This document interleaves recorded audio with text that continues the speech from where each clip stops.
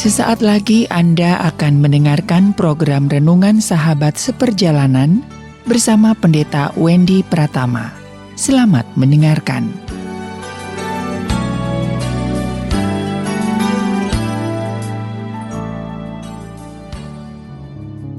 Selamat berjumpa kembali di dalam layanan audio Sahabat Seperjalanan.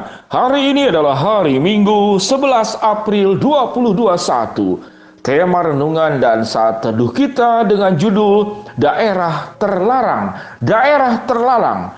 Firman Tuhan terambil dalam Kejadian pasal 2 ayat 16 sampai dengan ke-17. Demikian bunyi firman Tuhan.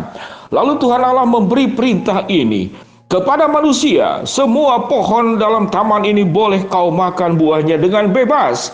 Tetapi pohon pengetahuan tentang yang baik dan yang jahat janganlah kau makan buahnya. Sebab pada hari engkau memakannya, pastilah engkau mati. Mari kita berdoa.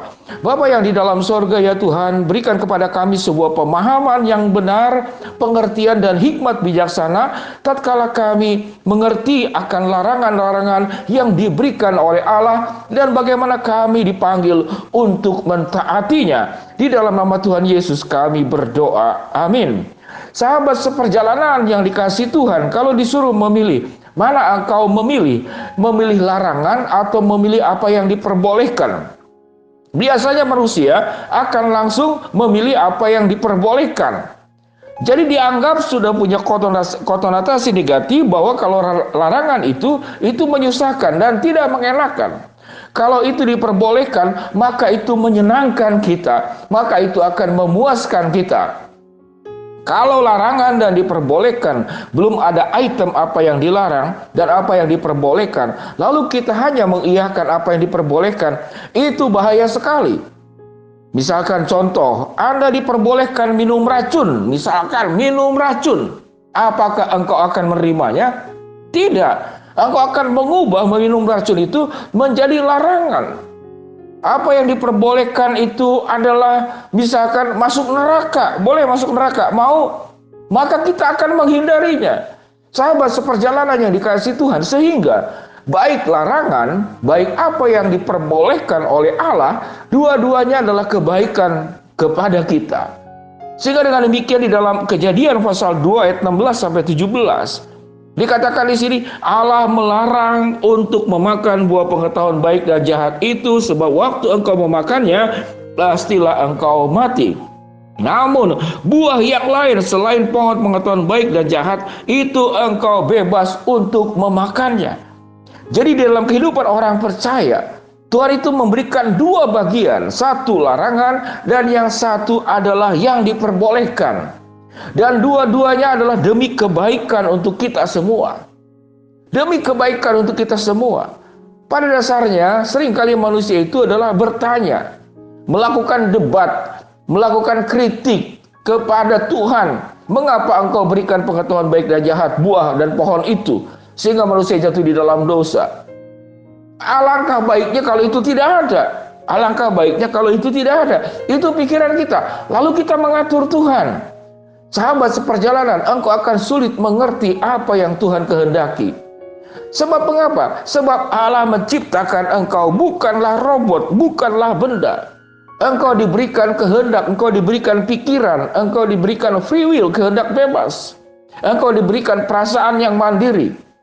Engkau boleh berpikir, memutuskan sendiri, merasa memutuskan sendiri, mengambil keputusan, memutuskan sendiri. Karena engkau diciptakan bukan robot. Karena engkau diciptakan bukan benda. Kalau itu semua diatur oleh Tuhan, ya Tuhan mengatur semuanya, engkau tidak punya kehendak, engkau tidak punya pikiran, maka engkau bukan lagi satu pribadi. Engkau benda. Engkau sama dengan binatang, engkau sama dengan katakanlah dengan tumbuh-tumbuhan yang lain karena tidak punya pikiran, tidak bisa memutuskan. Mereka hidup binatang dalam insting. Namun tanaman itu hidup di dalam apa? Pertumbuhan alamiah yang terjadi. Dan keindahan itu terjadi adalah tatkala kita bisa memilih mana yang baik dan mana yang tidak baik. Dan kita memilih yang baik. Kita mengikuti apa yang dilarang oleh Tuhan. Dan kita kemudian menjalankan apa yang diperbolehkan oleh Tuhan. Itu adalah sebuah keindahan.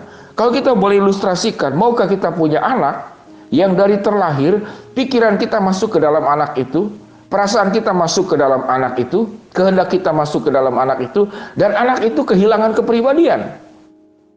Sehingga anak itu akan jadi seperti yang engkau inginkan. Anak itu tidak memutuskan sendiri, tidak memilih sendiri, tidak mengambil jalan bagaimana dia punya hidup itu dengan keunikan dirinya sendiri. Tentu kalau kita punya anak seperti demikian, kita tidak mau. Kita ingin anak yang punya keunikan, anak yang bisa memutuskan sendiri, anak yang punya tanggung jawab di dalam menjalankan segalanya.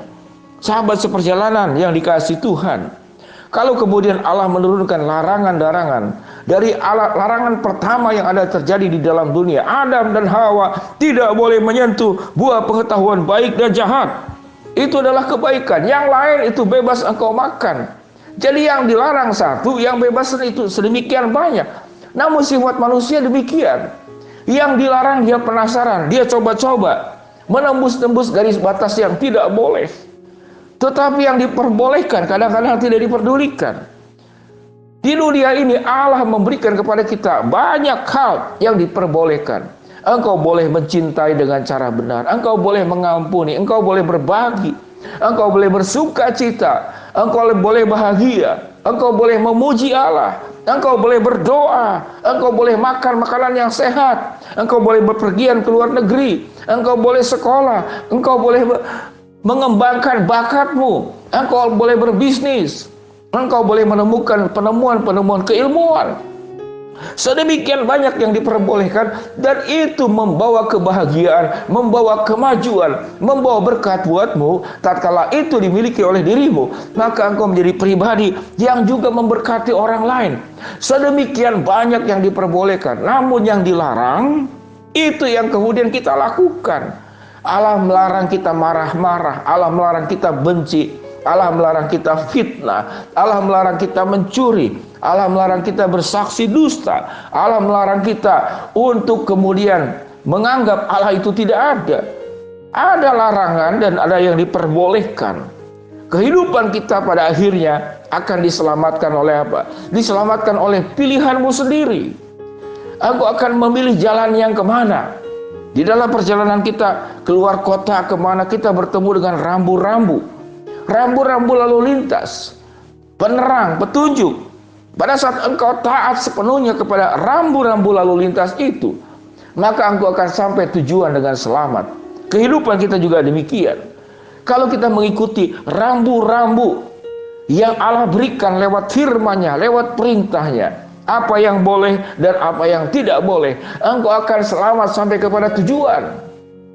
Engkau akan selamat sampai kepada tujuan. Sahabat seperjalanan yang dikasihi Tuhan, bila kita boleh belajar bahwa apa yang menjadi larangan itu demi kebaikan kita, kita dilarang bermain handphone di pom bensin, karena itu bisa menimbulkan ledakan. Sinyalnya itu bisa memercik api. Kita dilarang untuk berenang di tempat-tempat yang berbahaya. Kakak saya meninggal di situ Cileunca. Karena kenapa? Karena di sana sudah ada tulisan dilarang berenang. Namun pada saat itu karena masih muda, tidak ada yang mendampingi, termasuk saya ikut di dalamnya. Saya masih kecil, ikut kakak-kakak yang lebih besar. Akhirnya kakak meninggal, kami yang lain selamat. Jadi artinya setiap larangan-larangan yang diberikan oleh Allah itu untuk kebaikan kita. Setiap apa yang diperbolehkan oleh Allah dan kita lakukan dengan baik, itu juga untuk kebaikan kita. Sehingga baik larangan, baik apa yang diperbolehkan, itu adalah untuk kebaikan, untuk kesejahteraan, untuk masa depan buat kita, untuk rancangan damai sejahtera, masa depan yang penuh dengan harapan.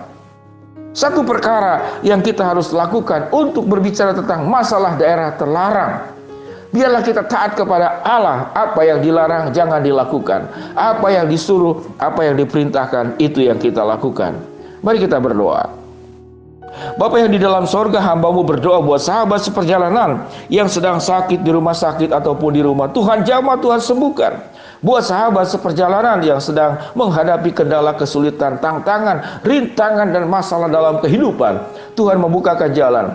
Buat sahabat seperjalanan yang sedang memohon berharap sesuatu kepada Engkau, Tuhan akan mengabulkan sesuai dengan kehendak, cara, dan waktumu. Di dalam nama Tuhan Yesus kami berdoa. Amin. Shalom sahabat seperjalanan. Jangan melanggar batas-batas daerah yang dilarang oleh Allah, dan lakukanlah apa yang diperintahkan, yang diperbolehkan oleh Allah. Shalom, Tuhan memberkati kita semua. Happy Sunday. Amin.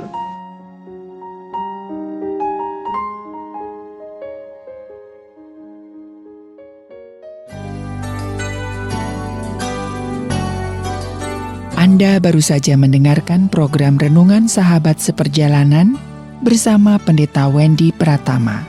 Terima kasih atas perhatian Anda. Tuhan Yesus memberkati.